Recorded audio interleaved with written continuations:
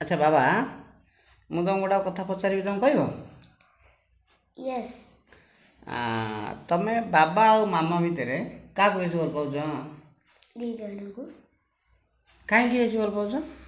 କାହିଁକି ନା ବାବା ଆମ ଘର ଚଳାନ୍ତି, ମାମା ଆମର କାମ କରିଦିଅନ୍ତି। ଏଇଥିପାଇଁ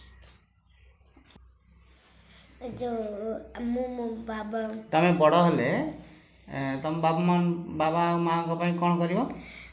ତାଙ୍କ ଦେହ ଖରାପ ହେଲେ ମେଡ଼ିସିନ ଆଣିଦେବି। ତାଙ୍କ ବେଶୀ ଦେହ ଖରାପ ହେଲେ ମେଡ଼ିକାଲ ନେଇକି ଯିବି, ତାଙ୍କ ସେବା କରିବି।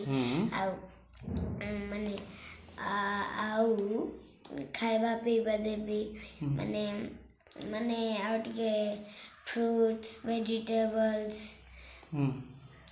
ଆଚ୍ଛା ଆଚ୍ଛା ତମର ଯେତେ ସବୁ ସାଙ୍ଗମାନେ ଅଛନ୍ତି ସେମାନଙ୍କୁ କ'ଣ କହିବ ଟିକେ ଏଇ ଭିଡ଼ିଓ ମାଧ୍ୟମରେ କହିଦେଲ?